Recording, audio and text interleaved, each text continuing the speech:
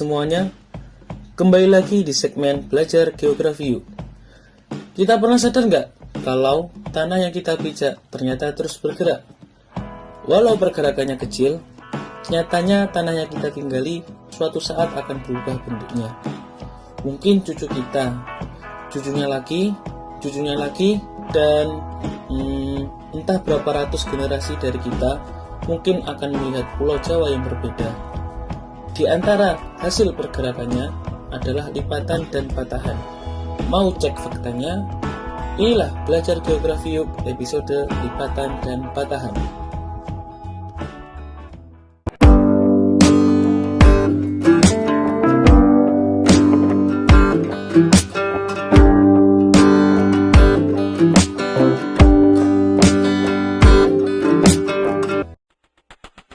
Kulit bumi atau kerak bumi, atau yang kita kenal juga dengan istilah litosfer, selalu bergerak akibat adanya arus konveksi yang terjadi pada mantel bumi.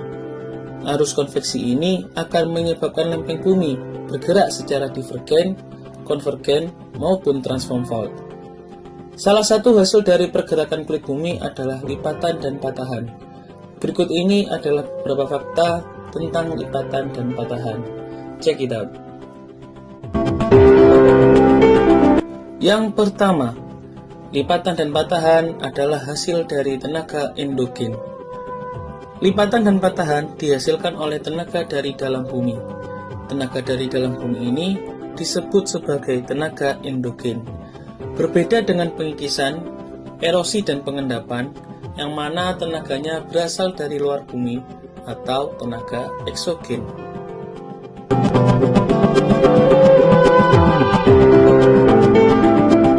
Yang kedua, bagian-bagian dari lipatan. Lipatan terbentuk akibat adanya tekanan secara horizontal dalam waktu yang sangat lama banget. Kira-kira begitu ya sobat. Tekanan ini perlahan menyebabkan kerutan pada kulit bumi. Kerutan inilah yang akan membentuk bagian dari lipatan. Ada beberapa bagian dari lipatan. Bagian puncak disebut antiklin, sedangkan lembahnya disebut siklin. Lereng di antara antiklin dan siklin disebut lim. Ejaannya L-I-M-B, lim.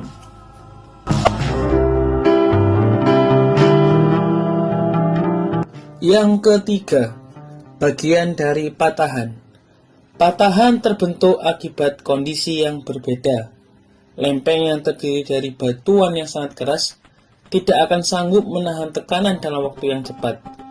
By the way, waktu yang cepat ini bukannya 1 detik, bukannya 1 menit, atau 1 jam ya. Ratusan hingga ribuan tahun tergolong singkat untuk usia geologis. Tekanan keras dalam waktu yang singkat ini menyebabkan bumi mengalami retakan dan patah. Bagian puncak dari patahan disebut dengan horst, H-O-R-S-T. Sedangkan yang menjadi lembah disebut graben. Jika patahannya menyamping, maka bagiannya terdiri dari dekstral dan sinistral.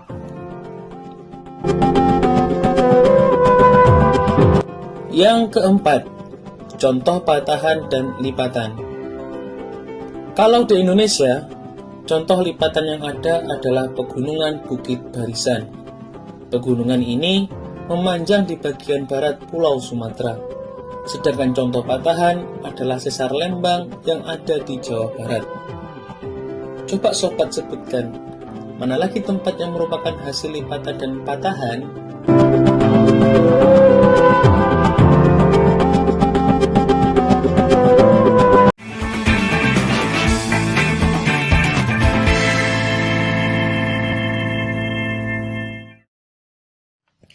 Halo, sang generasi milenial, berjumpa dengan saya, Heridian di Sahabat PD Belajar Geografi. Anak bangsa hebat, Indonesia Jaya. Apakah sebelumnya kalian sudah pernah mendengar lempeng tektonik? Nah, pada pertemuan kali ini kita akan membahas materi gerakan lempeng tektonik beserta dengan jenis-jenis gerakan lempeng tektonik. Ada banyak sekali bencana alam yang terjadi di Indonesia, seperti letusan gunung api, gempa bumi, dan tsunami. Hal ini disebabkan karena Indonesia sendiri dilalui oleh jalur pertemuan 3 lempeng tektonik, yaitu ada lempeng Indo-Australia, ada lempeng Eurasia, dan lempeng Pasifik. Sehingga Indonesia memiliki banyak sekali gunung berapi dan juga menjadikan Indonesia menjadi wilayah rawan gempa. Nah, apa sih gerakan lempeng tektonik itu? Simak materi ini dengan baik ya. Gerakan lempeng tektonik sendiri merupakan gerakan kerak bumi yang dapat menimbulkan retakan, lipatan, dan patahan. Kok ini bisa terjadi sih? Menurut teori lempeng tektonik, kerak bumi pada dasarnya terdiri dari lempeng-lempeng tektonik yang mengapung dan bergerak di atas lapisan inti bumi yang cair, sangat panas, dan selalu bergolak. Nah, umumnya gerakan ini berlangsung lambat dan tidak dapat dirasakan oleh manusia, namun dapat terukur sebesar 0 sampai 15 cm per tahunnya. Terdapat 3 jenis gerakan lempeng nih. Pertama itu ada divergen, yang kedua ada konvergen, dan yang ketiga itu ada sesar. Untuk lebih jelasnya, kita akan bahas satu persatu. Gerakan divergen adalah gerakan lempeng-lempeng tektonik yang saling menjauh. Karena gerakan yang menjauh ini timbul retakan-retakan atau perenggangan yang menjadi jalan keluarnya magma. Magma naik ke permukaan dan mendesak permukaan bumi sehingga menyebabkan terbentuknya lapisan permukaan bumi yang baru. Yang kedua, gerakan konvergen adalah gerakan lempeng-lempeng tektonik yang saling mendekat sehingga menimbulkan adanya suatu tumbukan. Oleh sebab itu, salah satu lempeng tertekuk dan masuk ke bawah bagian lempeng lainnya. Ini disebut dengan penujaman. Nah, penujaman ini dapat menghasilkan yang namanya palung laut, pegunungan, dan dapat menyebabkan gempa bumi. Yang ketiga, gerakan sesar adalah gerakan lempeng tektonik yang saling bergesekan dalam posisi yang sama datar dan sejajar tetapi berlawanan arah. Contohnya adalah sesar San Andreas di California, Amerika Serikat. Nah, jadi itu merupakan materi tentang gerak-gerak lempeng tektonik. Apakah sahabat PD sudah paham dengan materi ini? Besar harapan saya, sahabat PD semuanya sudah dapat memahami tentang pembahasan ini. Dapat kita simpulkan, ada 3 jenis gerak-gerak lempeng. Nah, yang pertama, gerak divergen adalah gerak lempeng yang saling menjauh. Konvergen adalah gerak lempeng yang saling mendekat. Dan sesar adalah gerak lempeng yang sejajar. Assalamualaikum warahmatullahi wabarakatuh. Kembali lagi di channel Sineogeografi. Dan pada kesempatan kali ini kita akan membahas materi tentang persebaran wilayah rawan bencana alam di Indonesia. Materi ini kelas 11 ya. Bagi kelas 10 dan kelas 12 tetap bisa menyimak materi ini sampai selesai untuk menambah informasi dan menambah pengetahuan. Dan bagi kalian yang baru pertama kali lihat video yang ini atau pertama kali tahu tentang channel ini, saya ucapkan welcome dan semoga cara saya menyampaikan informasi pada video ini dapat kalian terima dengan baik.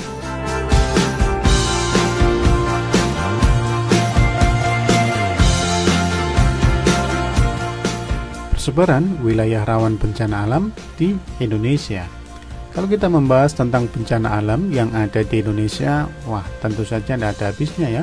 Karena memang di wilayah Indonesia sendiri itu adalah wilayah atau daerah yang rawan bencana, baik itu bencana yang bersifat geologis maupun bencana yang bersifat klimatologis. Kalau kalian perhatikan peta yang ada di hadapan kalian ini, pada peta ini dengan judul Peta Indeks Rawan Bencana Indonesia tahun 1815 sampai 2012. Jadi ini saya ambil dari bnpb.go.id, kita bisa buat patokan sebagai media pembelajaran ya. Jadi kalau kita lihat dari Pulau Sumatera, jadi bagian barat Indonesia sampai ke bagian timur, menunjukkan memang banyak sekali wilayah yang rawan bencana. Baik itu memang bencana yang bersifat geologis maupun yang meteorologis. Nah, mulai dari Sumatera di sini menunjukkan mayoritas berwarna merah. Artinya memang sangat rawan bencana. Di Jawa, sebagian di Kalimantan, ada juga yang skalanya sedang. Di Sulawesi juga sebagian besar atau mayoritas memiliki kerawanan bencana sangat tinggi juga. Jadi hampir seluruh wilayah Indonesia ya, kecuali yang ada di Papua. Di Papua ini masih sebagian besar sedang dan juga rendah. Jadi menurut peta dari BNPB ini, peta indeks rawan bencana Indonesia tahun 1815 sampai 2012, tapi ini bisa kita jadikan patokan sebagai bahan pembelajaran bahwa memang mayoritas di wilayah Indonesia itu rawan bencana alam. Ini menurut BNPB, Badan Nasional Penanggulangan Bencana. Nah, membahas tentang lembaga ini, memang di Indonesia ketika terjadi bencana atau saat ada bencana, itu ada 4 lembaga, sekitar 4 setahu saya ya, ada 4 lembaga yang ikut berperan di situ. Yang pertama ada BNPB, Badan Nasional Penanggulangan Bencana. Yang kedua ada SAR, ada tim SAR yang turun melakukan evakuasi, pencarian korban dan sebagainya. Nah, ada lembaga SAR. Kemudian ada juga Kementerian Energi dan Sumber Daya Mineral. Jadi mungkin ini yang berperan sebagai pensuplai energi atau yang bertanggung jawab dengan energinya. Kemudian ada Badan Meteorologi, Klimatologi dan Geofisika. Jadi ini yang berkaitan dengan pendataan cuaca itu ya. Oke, jadi ada 4 lembaga ya, BNPB, kemudian SAR, kemudian SDM dan BMKG. Membahas tentang bencana, memang secara umum bencana ada 2 macam ya. Ada bencana alam, dari alam, dan juga bencana manusia. Ini kita sudah bahas di pertemuan sebelumnya. Nah, bencana alam sendiri terbagi atas 3, yaitu bencana alam geologis, klimatologis, dan ekstraterestrial. Ini juga sudah kita bahas di pertemuan sebelumnya ya. Oke, kita tidak akan membahas yang ketiga ini ya, karena ini memang bencana dari luar angkasa ya, meteor atau benda langit yang menabrak ke bumi. Kita akan coba pelajari 2 bencana alam ini yang bersifat geologis maupun klimatologis. Nah, di mana saja persebarannya? Yuk kita bahas ya. Nah, ini ada peta Indonesia. Ini saya ambil dari Google Earth. Kalian juga bisa buka aja secara online atau bisa offline, download sendiri Google Earth, serta aja di Google ya. Mulai dari Indonesia bagian barat sampai ke Indonesia bagian timur. Kita bahas dari yang secara geologis terlebih dahulu. Secara geologis, Indonesia memang terdiri dari 3 lempeng tektonik. Ada juga yang mengatakan 4 lempeng tektonik. Nah, wilayah-wilayah inilah yang menjadi wilayah yang rawan terhadap bencana gempa bumi. Karena apa? Karena tabrakan lempeng tektonik.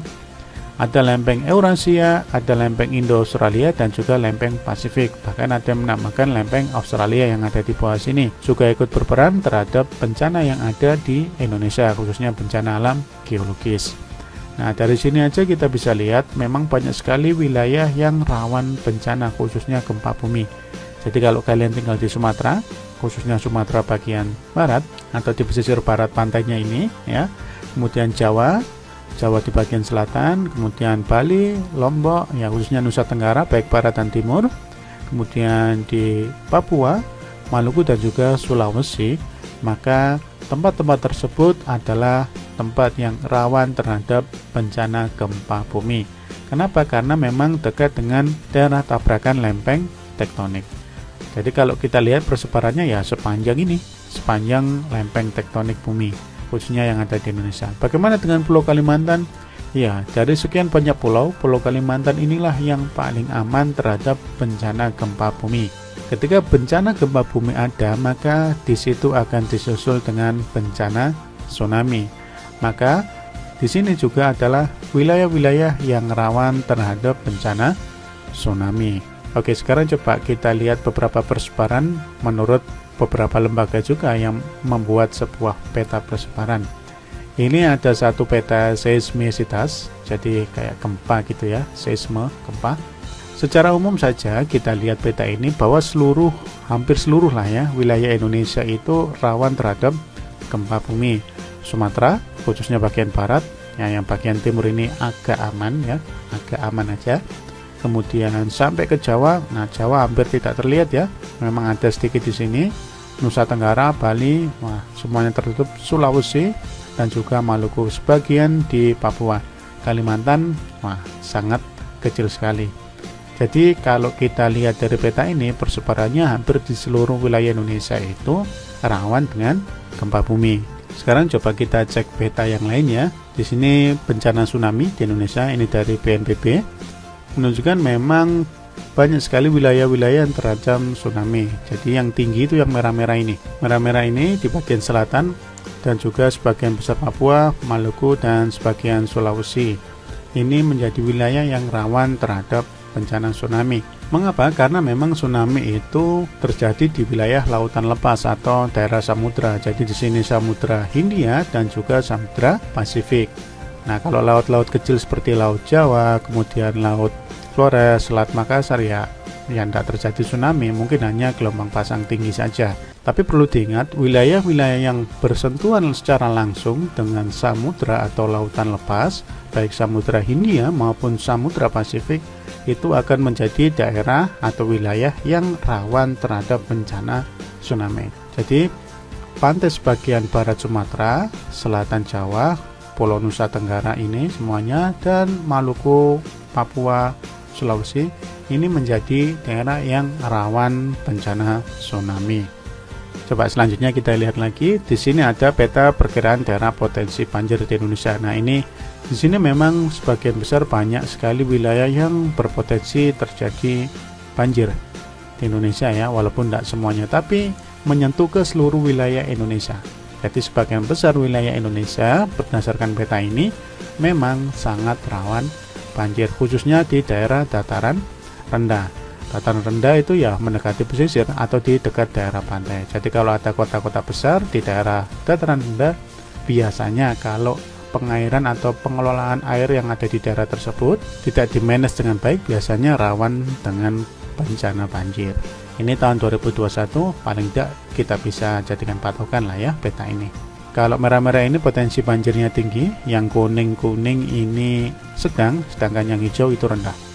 Sedangkan yang coklat, nggak kelihatan ya coklat karena nggak di zoom, yang ada yang coklat-coklat. Sedangkan yang berwarna coklat-coklat ini potensinya aman, jadi nggak terjadi banjir ya, kecuali ada fenomena khusus. Kemudian yang putih ini nggak banjir.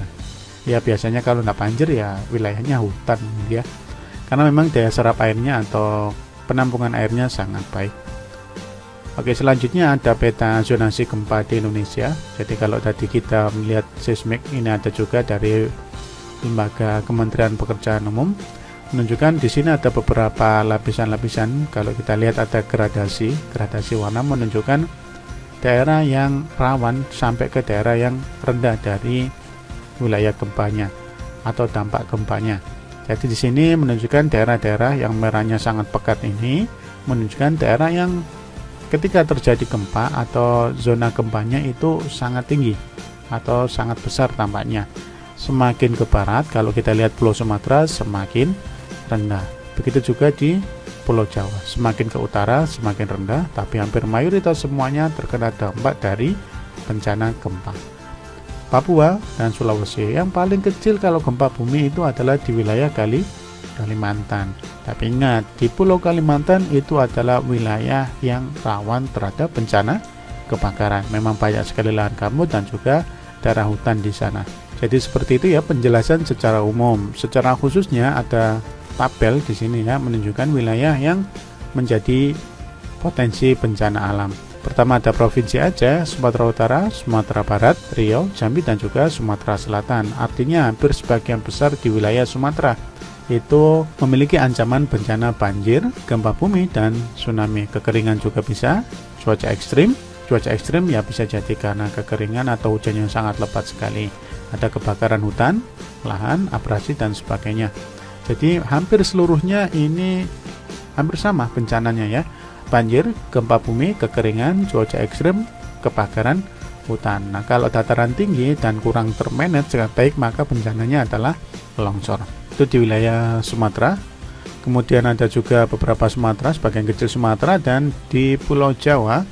Jadi ada banjir, gempa bumi, tsunami. Ya, Kepulauan Bangka, kalau di Kepulauan Bangka ada banjir dan cuaca ekstrim, dia tidak begitu rawan terhadap bencana gempa bumi dan juga tsunami karena memang ada di balik atau tertutup dari keberadaan Pulau Sumatera itu sendiri. Nah, hampir seluruhnya hampir sama ya, yaitu banjir, gempa bumi, tsunami, kekeringan, dan cuaca ekstrim di Pulau Jawa ya. Kalau di pinggir pantai, maka akan berpotensi terjadi abrasi pantai. Selanjutnya di Pulau Kalimantan, Bali, Nusa Tenggara, dan juga di Sulawesi.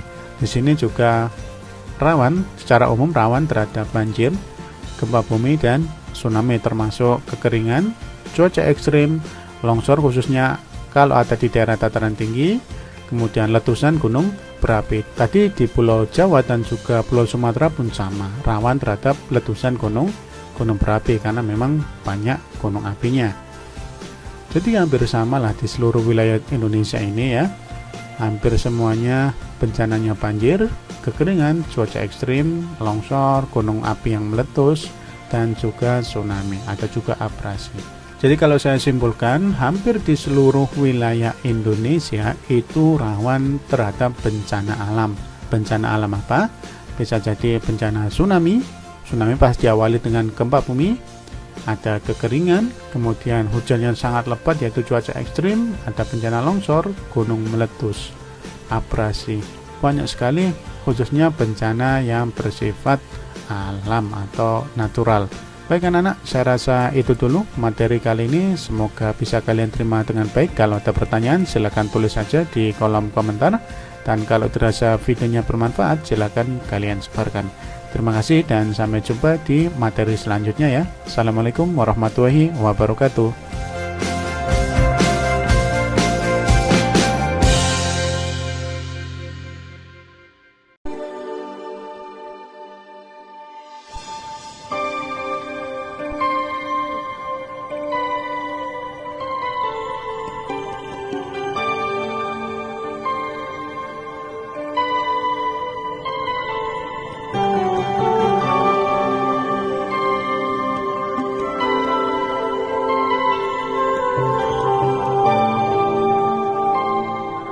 Planet Bumi menyimpan begitu banyak fenomena alam. Salah satunya adalah gunung api.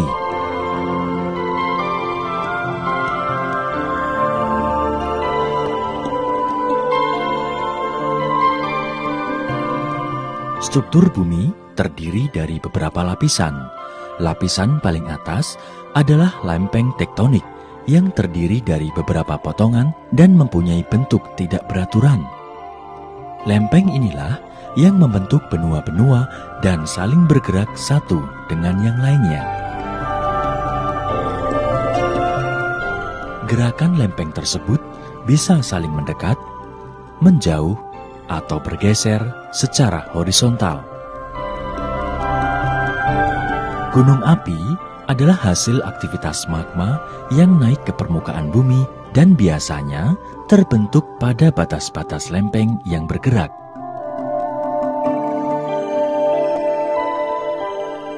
Ada juga gunung api yang terbentuk di tengah lempeng benua akibat penerobosan magma yang disebut hotspot. Proses pembentukan gunung api terjadi dalam kurun waktu puluhan ribu tahun, bahkan jutaan tahun akibat pergerakan lempeng tektonik. Negara Indonesia terletak di antara pertemuan tiga lempeng tektonik, yaitu lempeng Indo-Australia, lempeng Eurasia, dan lempeng Pasifik. Ketiga lempeng tektonik tersebut saling bertabrakan sehingga membentuk rangkaian 127 gunung api aktif di Indonesia.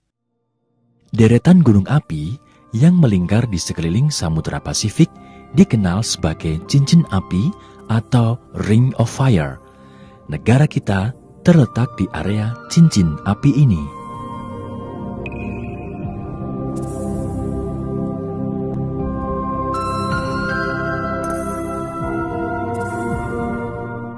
Berdasarkan struktur luar atau morfologinya, gunung api dapat dibagi atas 3 bentuk, yaitu: pertama adalah bentuk gunung api perisai. Bentuk ini terjadi karena magma encer keluar dari pipa kepundan berdiameter lebar, khususnya keluar dari rekahan. Jenis ini dijumpai di Amerika Serikat, Islandia, dan Kolombia.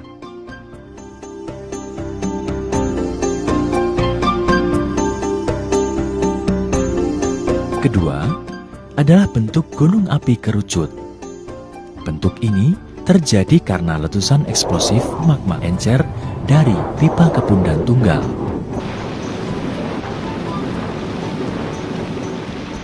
Ketiga, bentuk stratovolcano atau gunung api komposit. Terbentuk dari lava yang lebih kental dengan letusan eksplosif. Tubuh gunung api ini terbentuk berlapis dari endapan aliran dan jatuhan piroklastik serta aliran lava. Mayoritas gunung api di Indonesia adalah stratovolcano atau gunung api komposit.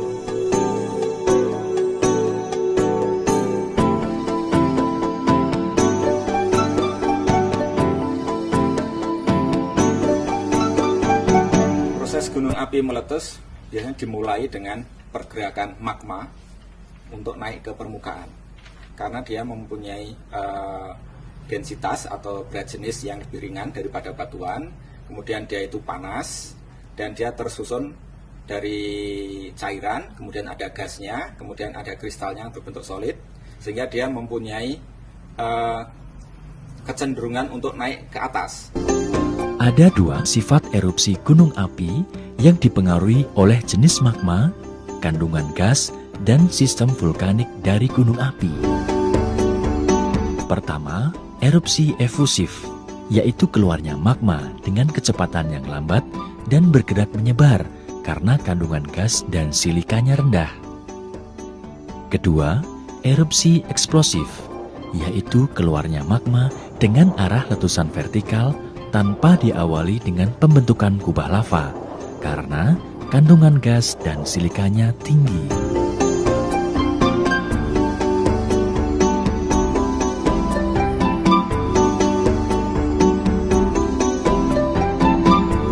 Secara garis besar, ada 5 tipe letusan gunung api berdasar karakter erupsinya, yaitu: pertama, tipe Hawaiian.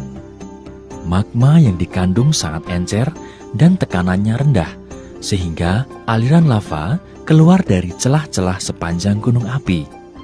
Gunung api ini banyak ditemukan di Hawaii.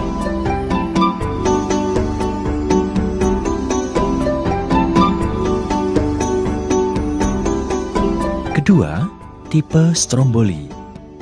Magma yang sangat cair serta kandungan gas yang rendah memungkinkan lava keluar ke permukaan disertai letusan pendek dan sering. Contohnya di Indonesia adalah letusan Gunung Batur di Bali dan Anak Krakatau.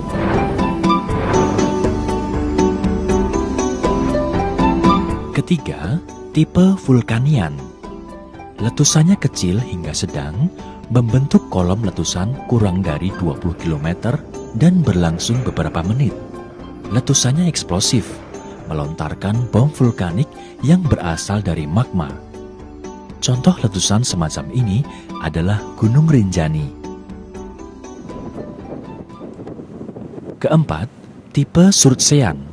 Sangat dramatis karena pengaruh interaksi air laut terhadap erupsinya dan melahirkan sebuah pulau baru. Walaupun magmanya basaltik, letusannya eksplosif karena tekanan uap air yang terjebak di dalamnya. Nama ini diambil dari Gunung Surtsey di Atlantik Utara yang meletus pada tahun 1967. Kelima, tipe Plinian. Letusannya mempunyai tekanan gas sangat kuat, membentuk kolom letusan vertikal dengan ketinggian mencapai 20 sampai 35 km. Magmanya asam dan sifatnya sangat kental. Letusan tipe ini bersifat merusak, bahkan bisa mempengaruhi iklim di bumi. Contohnya adalah Gunung Tambora dan Krakatau.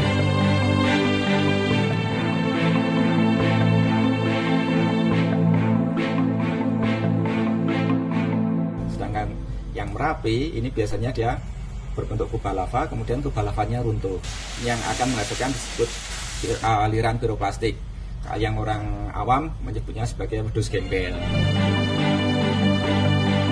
Erupsi yang di tahun 2010 ini yang sedikit berbeda karena ada letusannya.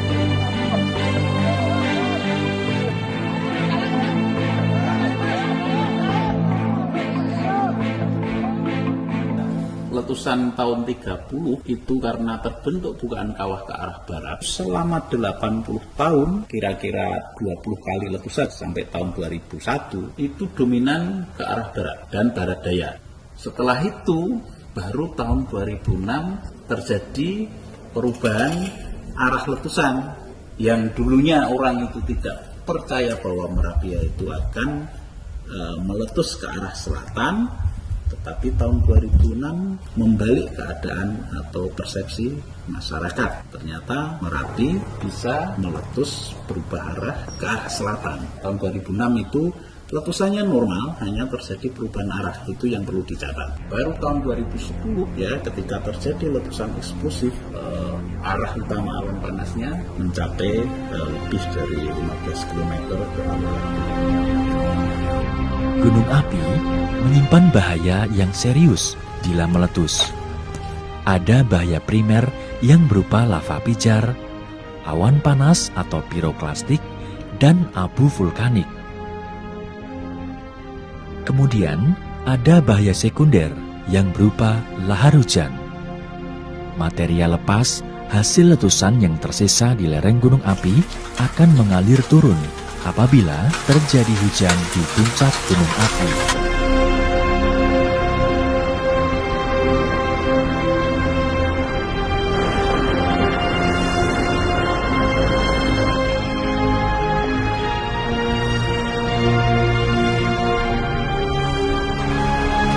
Berikutnya adalah bahaya tersier, yaitu rusaknya lingkungan, bahkan hingga matinya mata air yang ada di sekitar gunung api.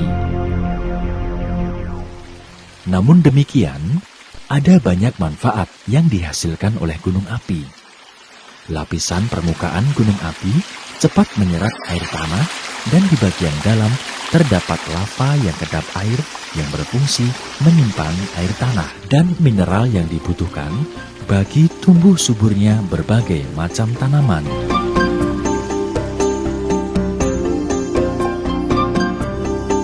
Di dalam perut gunung api dihasilkan uap panas bumi dan bahan tambang yang melimpah.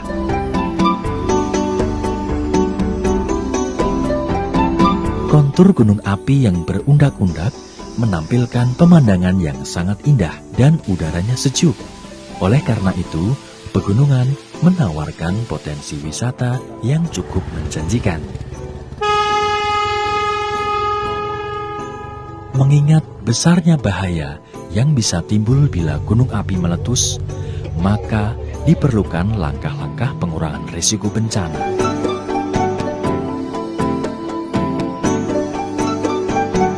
Untuk cuaca cerahnya nihil. Apakah dari pos ngepos bisa Pemantauan gunung api secara berkelanjutan dengan peralatan canggih serta berbagai bentuk proses penyadaran masyarakat merupakan langkah preventif demi meminimalisir korban yang ditimbulkan oleh letusan gunung api. Mestinya demikian karena untuk mengenal dan mendeteksi gejala awam yang kadang-kadang sangat halus itu di luar kemampuan indera manusia. Untuk mengetahui aktivitas, maka alat yang paling bisa diandalkan saat ini adalah seismometer atau seismograf yang biasanya ditempatkan di lereng gunung api. Di dalam memberikan peringatan dini, prediksi harus didukung oleh data-data pemantauan yang aktual. Ada pemantauan visual untuk melihat apakah sudah ada deformasi, apakah daerah puncak itu sudah membumbung atau mengembang. Kubah ini itu terjadi akumulasi tekanan. Kalau terjadi akumulasi tekanan, itu akan menyebabkan perubahan bentuk tubuh gunung ini. Nah, tahun 2006, tahun 2010 itu kebetulan reflektor di lereng selatan itu yang mengalami perubahan paling besar. Kemudian BPTK juga melakukan pemantauan geokimia. Karena pada waktu gunung api ini aktif, maka gas yang dikeluarkan oleh gunung api itu juga akan bertambah. Dan ini juga dipantau oleh BPTK dengan peralatan yang ada. Nah, kami ini hanya menerjemahkan data-data yang terekam oleh alat. Ya. Bisa salah, tetapi bisa juga benar. Ya, tetapi itu sesuatu yang objektif. Ya. Kalau salah, bukan alatnya yang salah, tetapi manusianya lah yang salah di dalam menerjemahkan data menjadi informasi dan menjadi peringatan dini.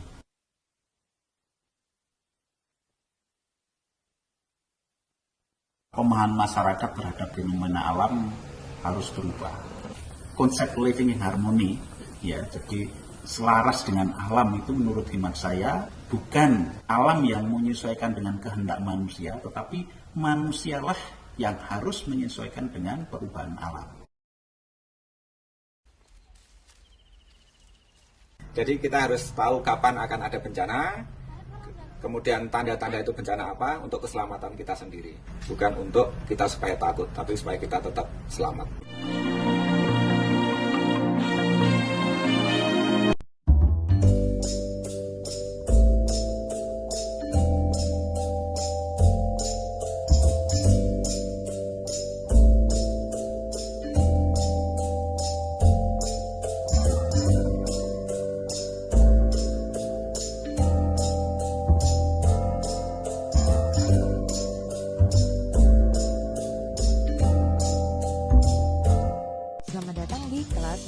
Di kelas Misara kali ini kita akan belajar tentang lapisan bumi, khususnya pergerakan lempeng. Apa sih yang dimaksud dengan lempeng? Lempeng adalah gabungan kulit bumi dengan mantel bagian atas yang mengalas kulit bumi. Nama lain dari lempeng adalah litosfer.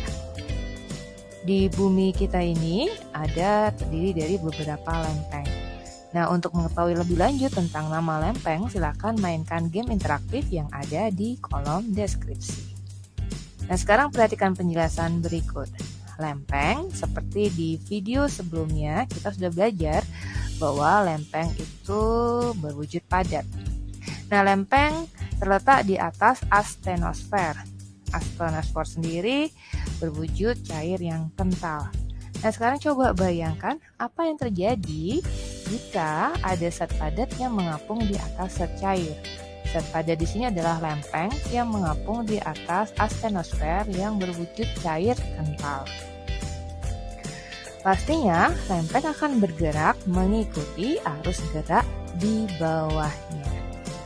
Nah, lempeng bergerak karena adanya arus konveksi yang terjadi di bawah lempeng. Seperti apa sih yang dimaksud dengan arus konveksi yang terjadi di bawah lempeng? Mari perhatikan penjelasan berikut.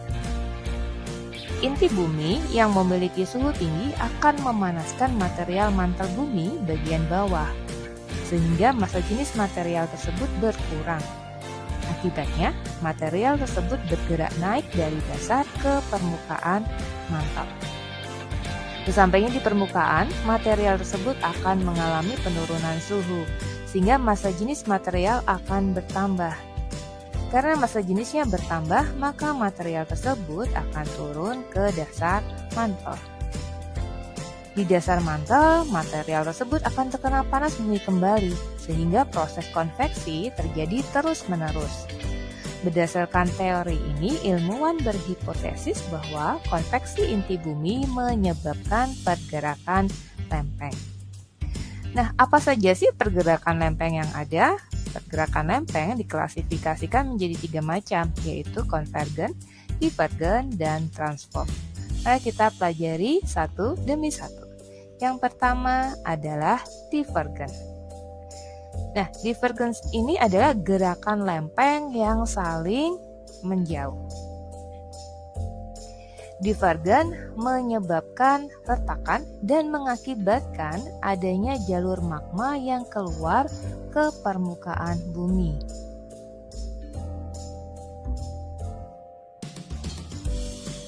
Divergen pada kerak samudra membentuk pemekaran dasar laut, contohnya Mid-Atlantic Ridge.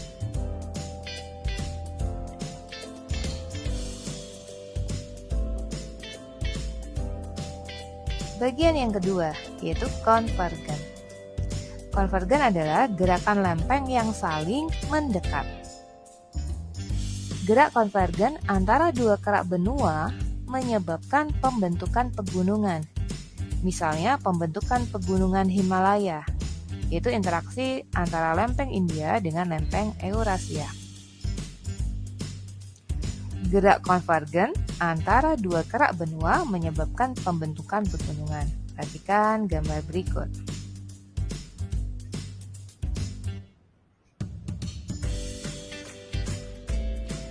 Gerak konvergen antara lempeng benua dengan lempeng samudra menyebabkan penujaman, sehingga terbentuk gunung api dan palung laut. Misalnya pada pegunungan Andes, interaksi lempeng Nazca dan lempeng Amerika Selatan. Nah, nama lain dari penujaman adalah subduksi. Perhatikan gambar berikut. Gerakan konvergen antara lempeng benua dengan lempeng samudra menyebabkan penujaman.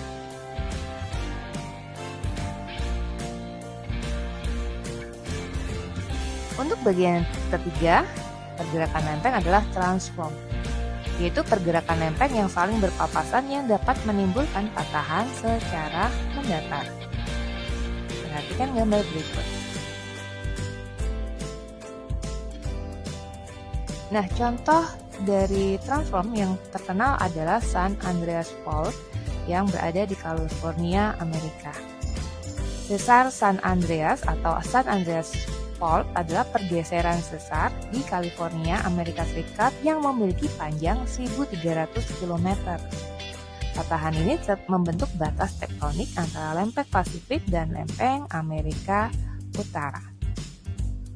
Nah, untuk membantu kalian memahami pergerakan lempeng, mari kita kerjakan latihan soal. Link latihan soal ada di kolom deskripsi. Nah, demikian penjelasan tentang pergerakan lempeng. Pastikan like, share, subscribe, and follow. Thank you. Ikuti terus video dari kelas Miss Sarah.